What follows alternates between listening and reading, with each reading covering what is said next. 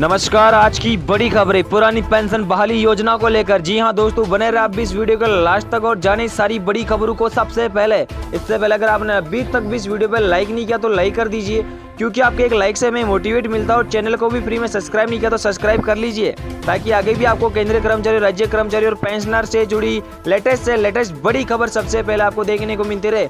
तो चलिए आगे बढ़ते हैं इन बड़ी खबरों की ओर। आज की सबसे बड़ी और पहली खबर है कि सरकारी कर्मचारियों के लिए खुशखबरी है। ओपीएस पर फैसला वापस लेगी राजस्थान सरकार।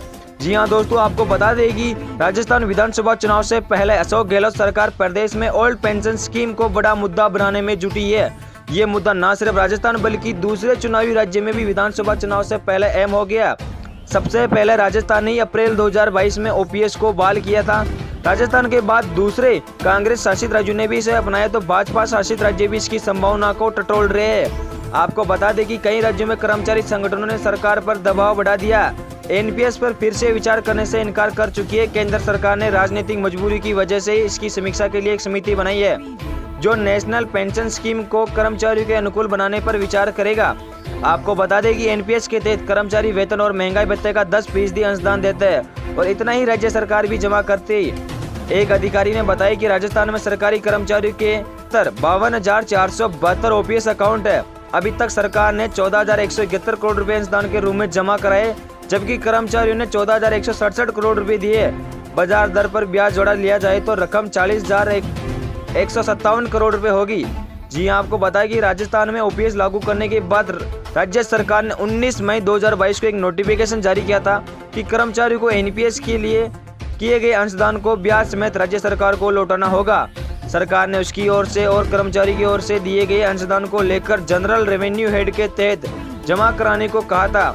हालांकि राज्य सरकार अब इस नोटिफिकेशन को बदलने की तैयारी में, ताकि केंद्र सरकार की ओर से संभावित आपत्ति की गुंजाइश न रहे। इस बात की संभावना है कि केंद्र सरकार कर्मचारियों के अंशदान को लेकर पर आपत्ति लगा सकती है। वित्त विभाग के एक अधिकारी ने कहा, क्योंकि पैसा तकनीकी तौर पर कर्मचारियों का है, इसलिए राज्य सरकार इसे अपने राजस्व के तहत नहीं दिखा सकती है। आपको बता दें कि अधिकारी ने यह भी बताया कि राज्य सरकार pension fund regulatory and development authority से संपर्क करके एनपीएस में दिए गए 14,000 करोड़ रुपए का अपना अंशदान मांगेगी। सरकार कर्मचारी की ओर से एनपीएस में दिए गए अंशदान को जनरल प्रोविडेंट फंड में जमा कराएगी, जिन्हें 2021 में खोला गया था। आपको बता दें कि 1 जनवरी 2004 के बाद नियुक्त 5.24 लाख सरकारी कर्मचारियों में से 3,554 अप्रैल 2022 में रिटायर हो चुके हैं, लेकिन उन्हें अभी पेंशन का लाभ नहीं मिल पाया, क्योंकि केंद्र सरकार ने फंड रिलीज नहीं किया। सवाल ये भी है कि राज्य को केंद्र से एनपीएस फंड कैसे मिलेगा। केंद्र ने कई मौकों पर स्पष्ट किया कि नेशनल सिक्योरिटी डिपॉजिटरी लिमिटेड में जमा एनपीएस फंड राज्यों को वापस नहीं मिलेंगे। आपको बता दें कि नई पेंशन योजना कर्मचारी संघ राजस्थान के राज्य समन्वयक विनोद कुमार ने कहा कि राज्य को केंद्र से धन वापस लेने का अधिकार है। उन्होंने कहा, पेंशन राज्य का विषय और केंद्र को उन राज्यों को धन जारी करने की अनुमति देनी चाहिए जिन्होंने ओपीएस को बहाल किया था। जी हां दोस्तों, आपको ले चलते दूसरी बड़ी खबर की ओर। नई बनाम पुरानी पेंशन का विवाद चुनावी वर्ष में बन गया बड़ा मुद्दा। जाने क्या है पूरा मामला। जी हां दोस्तों, सरकारी कर्मचारियों की पेंशन की समस्या का संतोषजनक समाधान जरूरी है। वर्षों से चली आ रही पुरानी पेंशन योजना एक कल्याणकारी सरकारी की सामाजिक सुरक्षा की दृष्टि से एक अच्छी योजना थी। देश के अधिकांश सरकारी कर्मचारी जिनको पुरानी पेंशन मिल रही है, वे उनके बुढ़ापे की लाठी के समान है। इससे उनके आत्मनिर्भरता और आत्मसम्मान बना हुआ है। जी हां, आपको बता दें कि 19 साल पहले केंद्र सरकार ने पुरानी पेंशन व्यवस्था की जगह नई पेंशन योजना यानी एनपीएस लागू की थी। ये पेंशन व्यवस्था केंद्र सरकार के सशस्त्र सुरक्षा बल को छोड़कर सभी कर्मचारियों पर लागू है। बाद में इस पेंशन योजना को पश्चिमी बंगाल को छोड़कर सभी राज्यों में लागू कर दिया गया था। इस पेंशन के अंतर्गत पेंशन के लिए एक कोष बनाने की व्यवस्था की गई, जिसमें कर्मचारियों के वेतन में 10% राशि काटने और उसमें 10% राशि सरकार द्वारा मिलाकर एक कोष में जमा करने की व्यवस्था की गई थी। आपको बता दें कि उस कोष के लिए एक नियामक संस्था बनाई गई, जो इस राशि का सरकारी बॉन्ड और कुछ प्रतिशत पूंजी बाजार में शेयरों और अन्य प्रतिभूतियों में निवेश करती है। उस पर जो लाभ मिलता है वह कर्मचारियों के लिए एक अलग से रखे गए खाते में जमा होता है।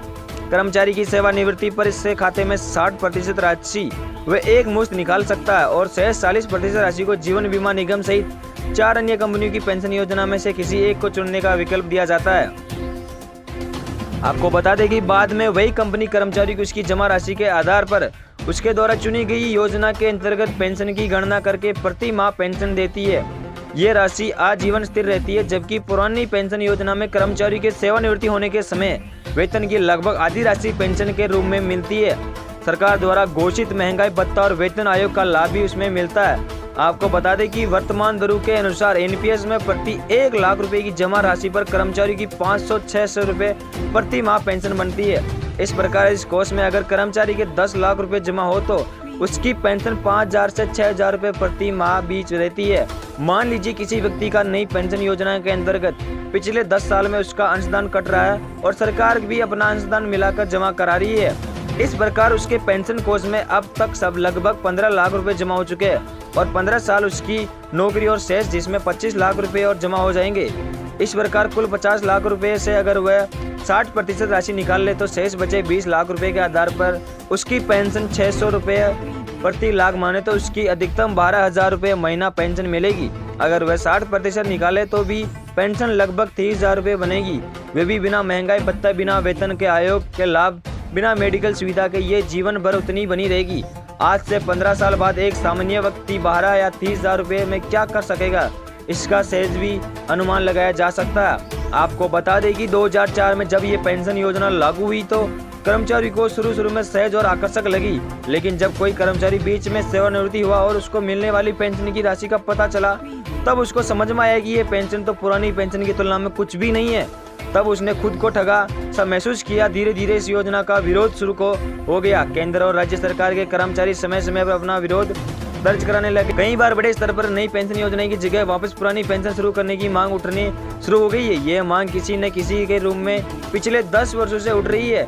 इस सरकार ने भी गंभीरता में नहीं लिया, जबकि इनमें बड़ी संख्या में कर्मचारी शामिल हुए थे। नई की जगह पुरानी पेंशन का मामला तब तूल पकड़ गया जब पिछले साल राजस्थान सरकार ने नई पेंशन योजना को समाप्त करके उसके स्थान पर पुरानी पेंशन योजना को वापस लागू किया था।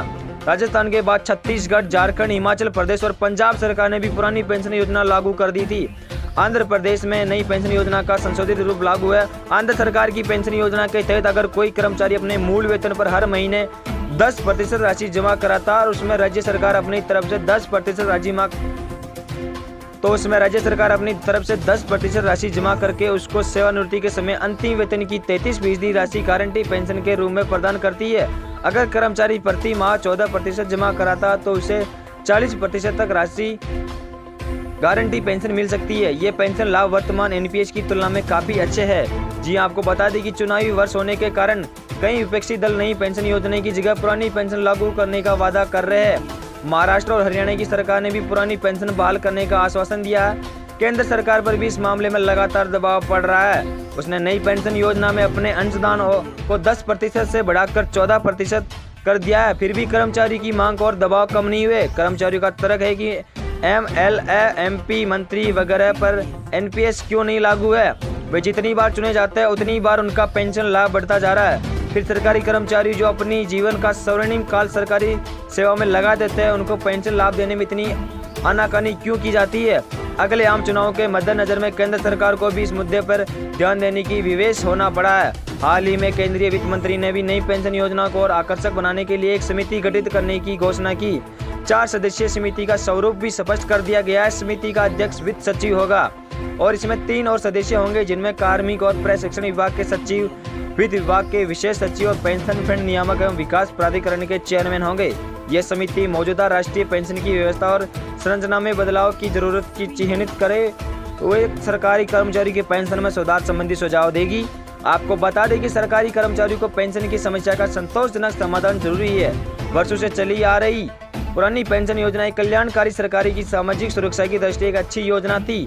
देश के अधिकांश सरकारी कर्मचारी जिनको पुरानी पेंशन मिल रही है वह उनके बुढ़ापे की लाठी के समान है। इसमें उनमें आत्मनिर्भरता और आत्मसम्मान बना हुआ है। जब सेवानिवृत्ति व्यक्ति कोई और काम करने की स्थिति में नहीं रहता तब उसको अपनी जीवन यापन के लिए किसी के समान हाथ फैलाने की जरूरत न पड़े। इसके लिए पुरानी पेंशन जरूरी है। सरकार को पुरानी पेंशन देने पर गंभीरता से विचार करना चाहिए। इसके लिए अतिरिक्त संसाधन जुटाने के लिए ऐसे प्रयास करने चाहिए जिनमें आम आदमी पर बोझ पड़े, बिना आवश्यक राशि की व्यवस्था हो सके। इसमें अगर बहुत कठिनाई आती है तो आंध्र प्रदेश सरकार द्वारा लागू पेंशन मॉडल को और अधिक आकर्षक बनाकर लागू किया जा सकता है। कुल मिलाकर पेंशन के मुद्दे पर संतोषजनक समाधान जरूरी है, अन्यथा यह मुद्दा आम चुनाव और राज्य के चुनाव में पार्टियों के गले की हड्डी बन सकता है और इसकी खामियाजा उनको भुगतना पड़ सकता है। जी हाँ दोस्तों, आपको ले चलता तीसरी बड़ी खबर की ओर। तीसरी बड़ी खबर है कि मोदी सरकार ने किया बड़ा ऐलान, पुरानी पेंशन वाले कर्मचारियों के लिए आया जरूरी अपडेट। जी हाँ, आपको बता दें कि मोदी सरकार ने किया बड़ा ऐलान, पुरानी पेंशन वाले कर्मचारियों के लिए आया जरूरी अपडेट। कांग्रेस शासित रहे कई राज्यों में सरकारी कर्मचारियों को पुरानी पेंशन का फायदा दिया जा रहा है। हिमाचल सरकार की तरफ से भी पेंशन शुरू करने को लेकर नोटिफिकेशन जारी किया जा चुका है। हिमाचल के कर्मचारियों को 1 अप्रैल को पुरानी पेंशन का फायदा मिलेगा। कर्नाटक और महाराष्ट्र सरकार के कर्मचारी पिछले काफी समय से पुरानी पेंशन को लागू करने की मांग कर रहे हैं। पिछले कुछ दिनों से केंद्रीय कर्मचारी को भी पुरानी पेंशन को लागू करने की मांग कर रहे हैं। आपको बता दें कि वित्त राज्य मंत्री भगवत कराड़ा ने राज्यसभा में दिया था जवाब। इस मामले पर चर्चा के दौरान वित्त राज्य मंत्री भगवत कराड़ ने राज्यसभा में जवाब दिया कि उन्होंने अपने जवाब में साफ किया कि केंद्र सरकार किसी भी तरह पुरानी पेंशन को बहाल करने के प्रस्ताव पर विचार नहीं कर रही है। मोदी सरकार ने किया था बड़ा ऐलान और कहा था कि उन्होंने कि जो राज्य सरकार पुरानी पेंशन योजना में वापसी की इच्छा रखती है, उन्हें एनपीएस के तहत इकट्ठा हुए फंड की वापसी नहीं मिलेगी। इसको लेकर पीएफआरडीए के अधिनियम में किसी तरह का प्रावधान नहीं है।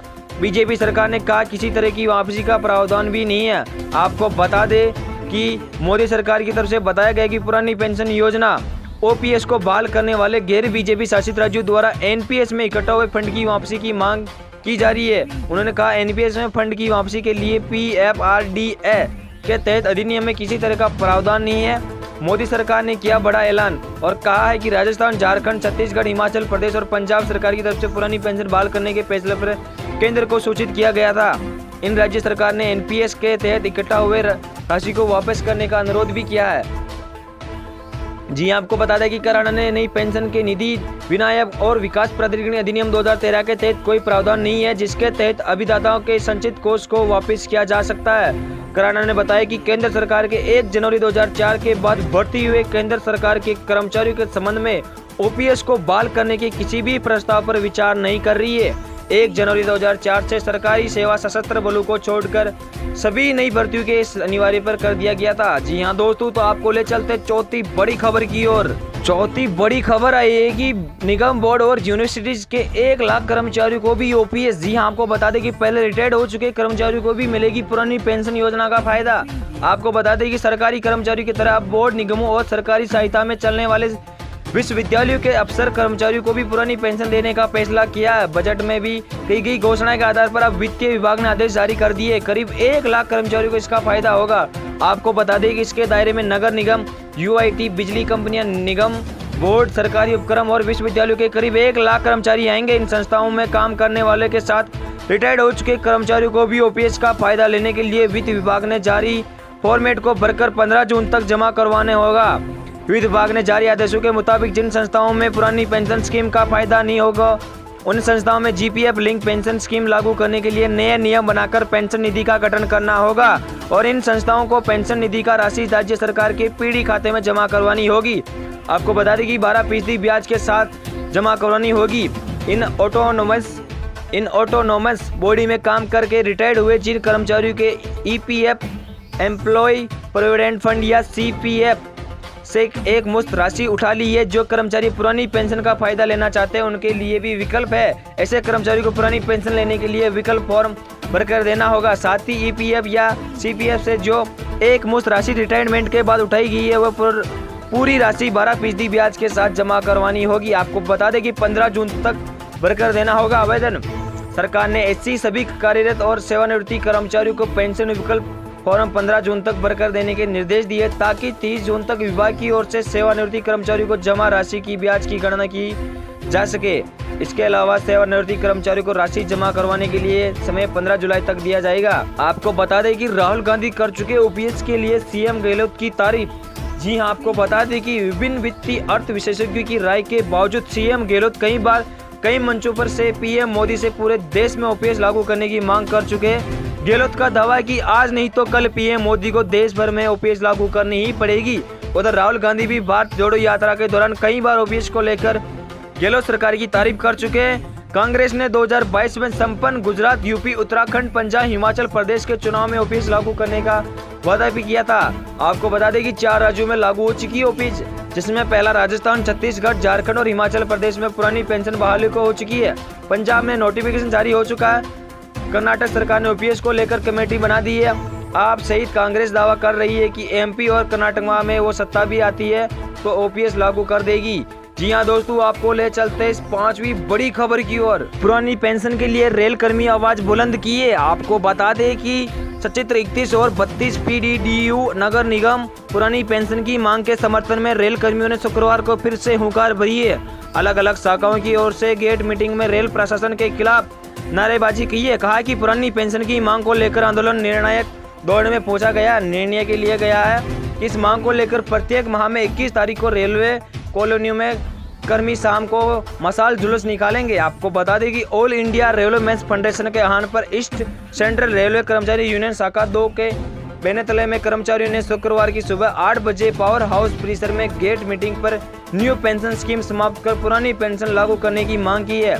शाखा सचिव भैयालाल ने कहा कि वर्तमान में सरकार का रवैया सरकारी कर्मचारी के प्रति बेहद उदासीन है। कहा कि संघर्ष की कड़ी में हर महीने की 21 तारीख को विभिन्न माध्यमों से विरोध दर्ज कराया जा रहा है। कहा है कि 21 मई की शाम 5:30 बजे सभी विभाग के रेल कर्मचारी एक साथ सभी रेलवे के कॉलोनी में मशाल जुलूस निकालेंगे। सभा में अध्यक्ष शोभनाथ सिंह, IB मिश्रा, अजय राव, सतीश यादव, प्रदीप कुमार, रमेश यादव, राम मिलन, रविंद्र कुमार सिंह, अभिमन्यु विश्वकर्मा, महेंद्र सिंह, दिनकर पांडे, विपुल सिंह, होशिला यादव, DKS राय, कपिल देव, संतोष कुमार, दीनानाथ पासवान, मनोहर कुमार आदि उपस्थित रहे। इस तरह प्लांट डिपो इंजीनियरिंग कारखाना के मुख्य गेट पर कर्मचारियों ने प्रदर्शन किया। इस अवसर पर इस RQU के केंद्रीय संगठन मंत्री BB पासवान ने कहा कि पुरानी पेंशन की बहाली की लड़ाई अब अंतिम चरण है। विभिन्न विभागों के केंद्रीय कर्मचारी, राज्य सरकार के कर्मियों और अन्य विभाग के एक संगठित राष्ट्रीय मंच का गठन किया गया है। इसके नेतृत्व में आने वाले दिनों में पेंशन की बहाली के लिए राष्ट्रीय आंदोलन किया जाएगा।